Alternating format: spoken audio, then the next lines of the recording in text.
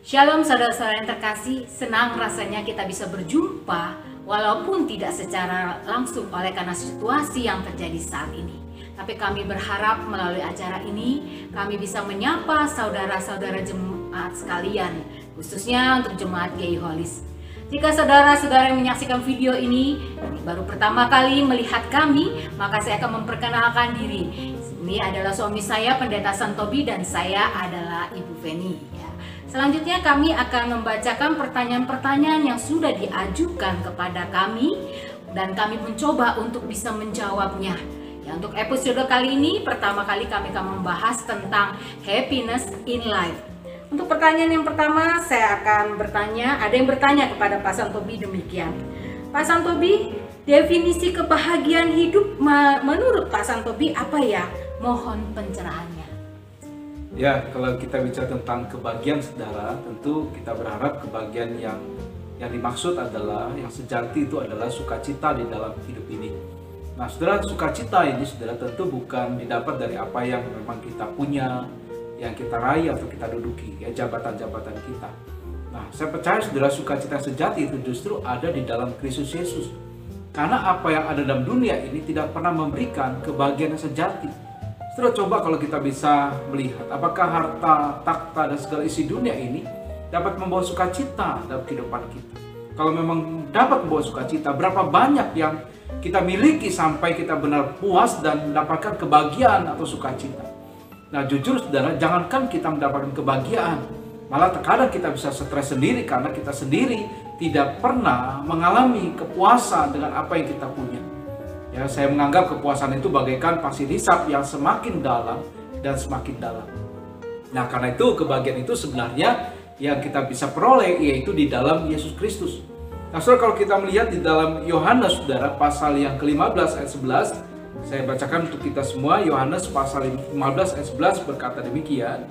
Semuanya itu kukatakan kepadamu supaya sukacitaku ada di dalam kamu dan sukacitamu menjadi penuh. Sekali lagi saya bacakan, semuanya itu kukatakan kepadamu supaya sukacitaku ada di dalam kamu dan sukacitamu menjadi penuh.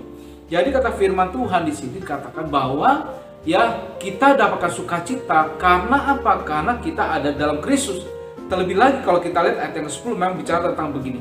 Jikalau kamu menuruti perintahku, kamu akan tinggal dalam kasihku seperti aku menuruti perintah Bapakku dan tinggal di dalam kasihnya. Disinilah ketika kita ada dalam kasih Tuhan dan firman Tuhan, maka kita punya sukacita. Bukan sukacita yang sementara, tetapi sukacita yang penuh. Sudah bukan artinya saudara dengan apa yang kita punya, yang kita peroleh kita dapat sukacita. Tapi justru malah terkadang kita bisa mengalami duka cita ketika kita kehilangan itu semua. Ya, kita kehilangan harta, kita kehilangan jabatan, kita mungkin kehilangan kesehatan, kita bisa berduka cita. Tapi kalau di dalam Kristus, walaupun kita mungkin mengalami pergumulan tantangan, tetapi Tuhan tetap memberikan sukacita. Karena kita tahu Tuhan memberikan penyertaannya yang ajaib dalam kehidupan kita. Bahkan bukan hanya di dalam dunia, tetapi juga di dalam dikatakan kehidupan kita setelah kita mengalami kematian, Tuhan memberikan kita keselamatan. Ada bersama dengan Tuhan di rumah Tuhan sepanjang masa. Saya akan bacakan Mazmur saudara 23 ayat yang ke-6. Kalau kita membaca Mazmur 23 ayat yang ke-6 berbunyi demikian.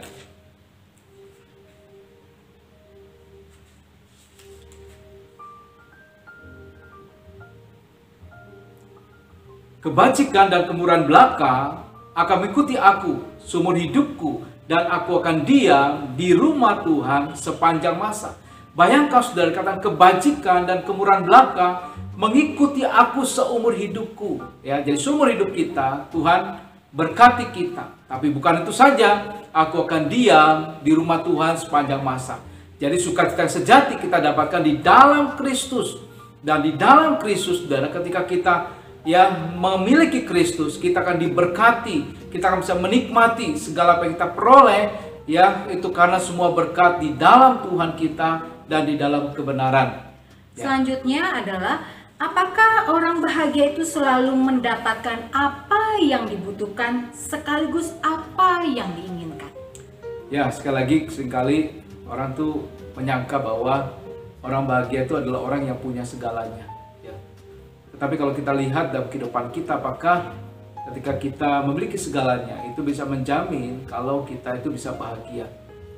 Ya, pertanyaan lebih jauh lagi sebenarnya adalah apakah kita bisa puas ketika kita sudah mendapatkan apa yang kita sudah inginkan dan kita butuhkan.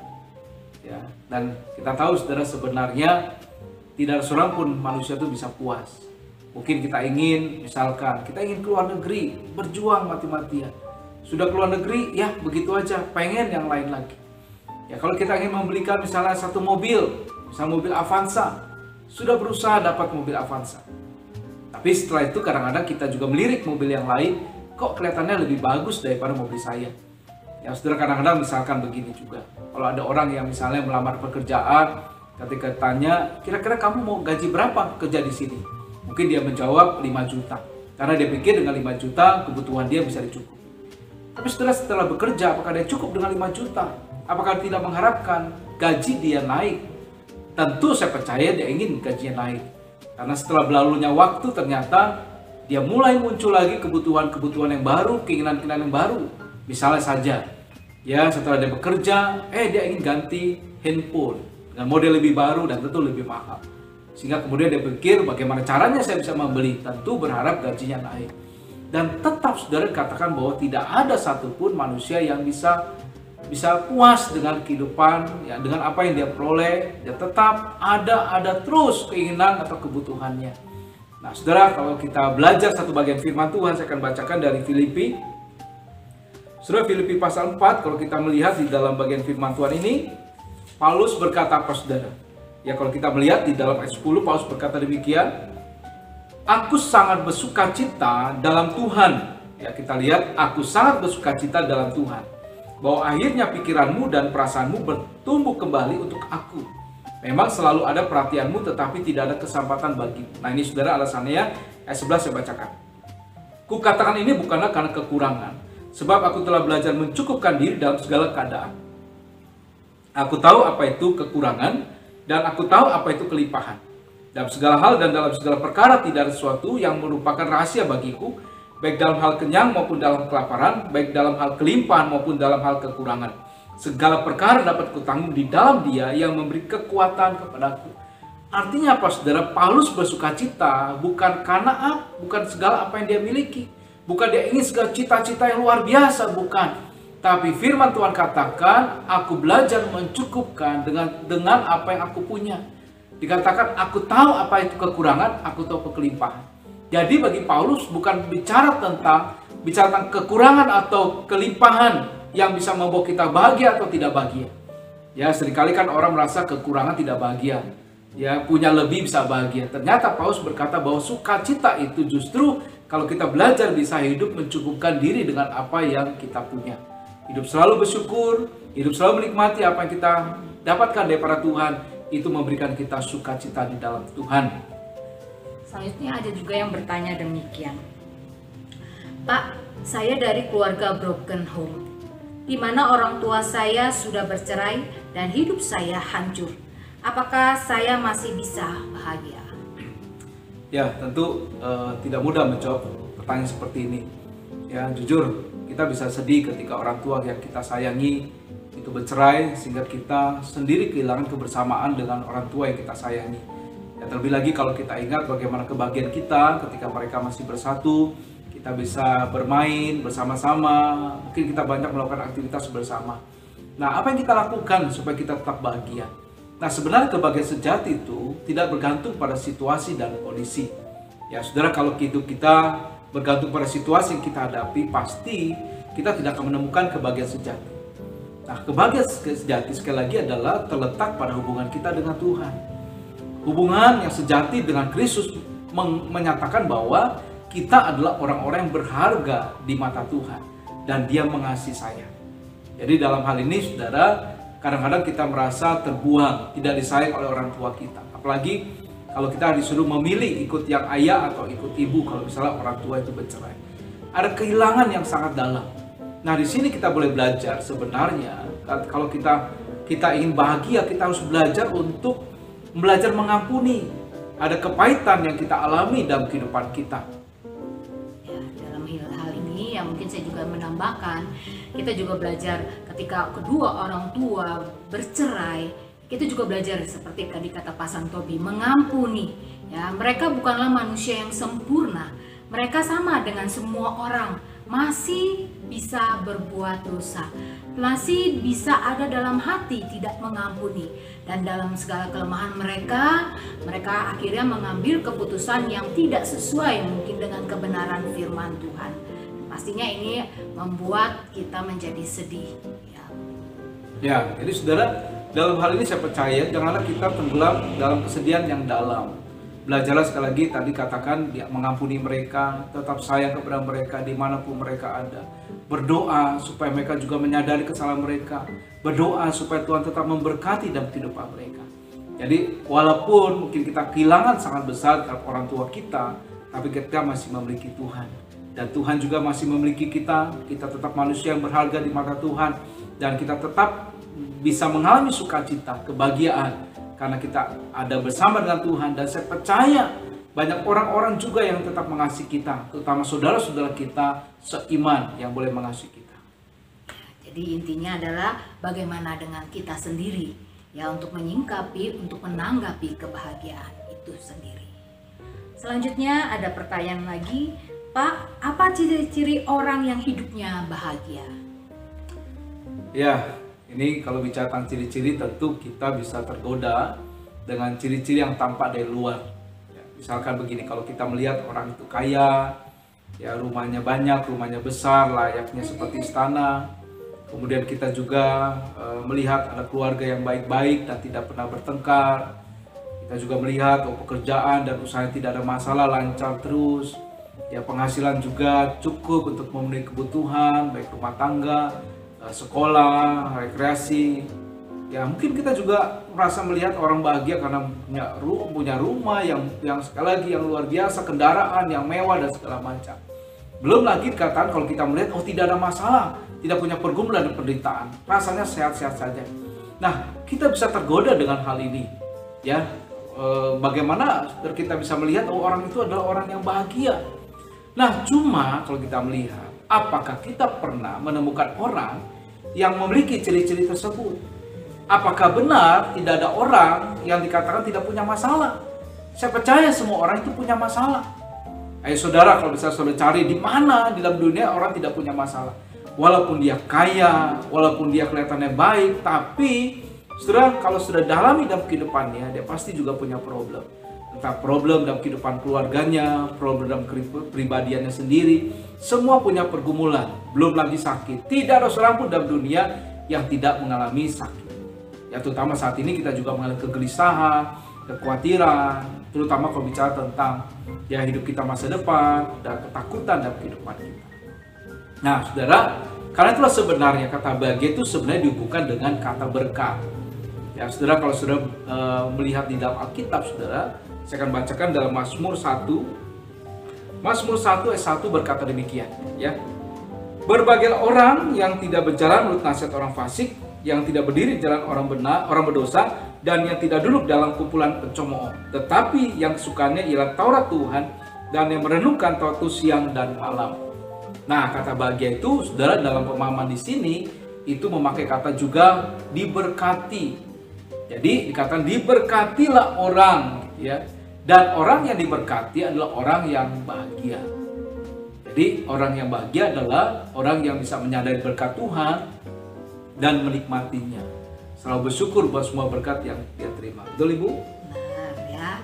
Menjadi orang yang selalu mensyukuri dengan apa yang ada, mensyukuri apa yang Tuhan berikan di dalam kehidupannya. Terlebih lagi selalu dekat dengan Tuhan, selalu merenungkan firman Tuhan itu siang dan malam. Ya, selanjutnya ini ada pertanyaan yang unik sekali Pak Santo, ya. Pilih ke nasi goreng acun, ya ini bagi yang mungkin dekat Holis, TKI tahu ya. Atau diam di rumah makan Indomie. Nah ya, saya dulu nih kalau nggak yang saya jawab ya.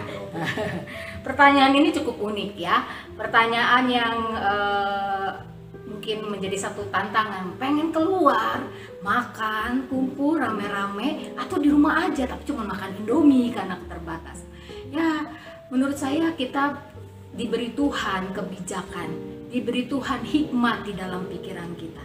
Ya, di tengah situasi pandemi COVID saat ini tentunya kita bisa-bisalah menahan diri untuk tidak sering-sering keluar rumah, ya. Bukan karena kita ketakutan, tetapi kita perlu hikmat yang Tuhan berikan kepada kita.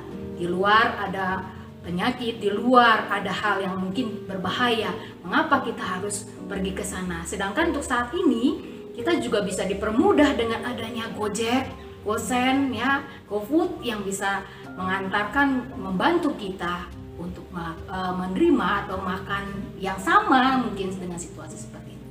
Mungkin situasinya yang beda kali ya Pak Satubian.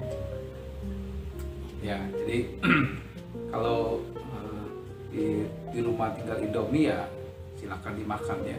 Artinya itu memang tergantung selera. Sekali lagi kalau memang mau makan nasi goreng acun, pengen tapi takut di luar ya tinggal Gojek aja, GoFood saja ya. Jadi tergantung selera kita. Kalau memang nggak mau, itu ya udah apa yang ada di rumah ya. Yang penting saat ini kita boleh menjaga kesehatan kita dengan protokol kesehatan yang sudah diberikan oleh pemerintah. Silakan yang terakhir Ibu. Pertanyaan terakhir nih Pak, jujur akhir-akhir ini saya agak stres. Gaji saya dipangkas karena adanya pandemi ini, sedangkan saya harus menghidupi keluarga saya. Saya mulai merasa bahwa punya Tuhan saja tidak cukup membuat saya bahagia. Ya, sebenarnya pertanyaan ini mewakili sebagian besar dari kita yang terkena dampak daripada penyebaran virus COVID-19 ini. Ya, rata-rata usaha itu stagnan karena semua orang tuh diharapkan memang lebih banyak di rumah. Dan kita tahu juga di awal-awal itu banyak pasar yang tutup. Ya, kemudian juga orang banyak membeli dengan cara online. Nah, saudara, dalam hal ini saudara, kita memang harus berpikir keras bagaimana caranya kita bisa tetap bekerja dan berusaha. Nah, seringkali hal yang salah dipahami oleh semua orang, termasuk anak-anak Tuhan adalah apa saudara? Yaitu segala yang buruk bisa terjadi karena Tuhan. Atau mungkin kita berpikir kalau Tuhan baik, mengapa Tuhan tidak menghentikan penyebaran virus ini? Nah, saudara, hal pertama yang harus kita sadari adalah bahwa sebenarnya penderitaan yang dialami oleh semua manusia termasuk kita itu bukanlah karena Tuhan. Ya, ingat saudara, sebenarnya ketika Tuhan ciptakan manusia, manusia itu sudah sempurna, Adam dan Hawa. Bahkan diberikan tempat yang paling the best, yaitu Taman Eden. Ya, tapi ternyata kita tahu semua bahwa manusia tidaklah puas ketika ditawarkan oleh iblis, dikatakan bisa menjadi seperti Allah kalau makan buah pengetahuan yang jahat, yang baik dan jahat. Dan di situ timbul keinginan ingin menyamai seperti Allah. Dan karena ketamakanlah, ketidakpuasannya, kemudian manusia jatuh dalam dosa. Dan karena akibat dosa, maka manusia menderita. Ya, kita tahu Adam harus berjerilah mencari nafkah. Hawa juga, dikatakan wanita juga, yang mengalami kesakitan ketika melahirkan. Semua itu adalah penderitaan karena akibat dosa daripada manusia. Nah, karena itulah dikatakan tidak heran ketika kita tinggal di dunia, manusia masih mengalami kelemahan dan pergumulan hidup. Nah, tapi justru dalam situasi ini kita harus lebih dekat sama Tuhan. Meminta hikmat daripada Tuhan supaya Tuhan menolong kita bagaimana kita bisa mendapatkan penghasilan dalam situasi seperti itu. Nah, saya percaya kalau kita benar-benar berusaha nih ya, betul nggak Bu Feni ya, Tuhan pasti buka jalan. Kalau kita mudah menyerah, dikatakan ya kita pasti dikatakan sudah putus asa. Tapi kalau kita tidak mudah menyerah, pasti kita akan diberikan kemampuan oleh Tuhan untuk bekerja semaksimal mungkin. Saudara, kita hanya menghadapi badai yang sama, saudara. Semua orang menghadapi badai yang sama, yaitu virus COVID-19. Tetapi pertanyaannya adalah bagaimana respon kita menghadapi badai tersebut. Saudara, misalkan ya di sekolah ada ujian, naik kelas atau kelulusan. Nah, saudara, saya percaya ketika diberitahukan tanggalnya dan mulai ujian itu dilangsungkan, pasti ada perbedaan respon dari murid-murid yang ada. Nah, ada murid yang serius, belajar maksimal. Bahkan dia mungkin tidurnya sebentar karena belajar untuk mempersiapkan ujian. Tapi ekstrimnya ada juga murid yang anggap enteng. Ya, nggak usah belajar lah, atau pasrah saja. Memang saya nggak pandai, ya sudah, ya pokoknya yang penting saya lulus. Nah, jadi saudara, kalau kita lihat mana saudara yang benar, yang bagus buat saudara? Apakah murid yang rajin, yang santai, atau pesimis? Nah, tentu menurut kita adalah murid yang berusaha semaksimal mungkin, kan begitu. Nah, dalam situasi seperti ini, mari saya mengajak kita kerahkan kemampuan kita, pemikiran kita, relasi kita. Dan tentu kita berdoa supaya Tuhan buka jalan, mohon hikmat daripada Tuhan. Nah, saya percaya supaya Tuhan juga pasti buka jalan buat kita. Firman Tuhan katakan tuh Tuhan tuh memberikan kita pencobaan tidak melebihi dari kemampuan kita. Dan Tuhan pasti memberikan jalan keluar bagi kita. Nah, buat saya adalah ya lebih baik buat kita yang memiliki Tuhan lebih baik daripada tidak. Kenapa? Karena Tuhan bukanlah Tuhan yang membisu dalam kehidupan kita. Tapi Tuhan itu juga ada Tuhan yang tidak pernah membiarkan dan meninggalkan umatnya. Tetapi dikatakan yang peduli dan mengasihi kita. Ya, jadi kalau kita bilang begini, jangan kita sampai dikatakan menyembah Tuhan pada waktu baik-baik saja. Tapi dalam situasi apapun, mari kita datang. Ya, betul ya Bu Feni, seperti Ayub, ya enggak? Ketika Ayub, saudara kehilangan segala-galanya, apa yang dia katakan? Dia berkata demikian, apakah kita mau menerima yang baik dari Tuhan, dari Allah, tetapi tidak mau menerima yang buruk? Tuhan izinkan yang terjadi untuk kebaikan kita. Nah, mari kita bisa kuat di dalam kekuatan kuasa Tuhan. Justru dalam situasi seperti ini, mari kita berserah kepada Tuhan sambil kita berusaha semaksimal mungkin. Ya, demikian Pak yang sudah jawab, silakan menutup. Oke, demikian Bapak Ibu Saudara yang terkasih di dalam Tuhan. Ya, untuk saat ini, inilah hal yang bisa kami jawab dari pertanyaan-pertanyaan. Mari kita akan lanjutkan nanti di session berikutnya dengan topik yang lebih menarik lagi. Tuhan memberkati. Tuhan memberkati kita semua.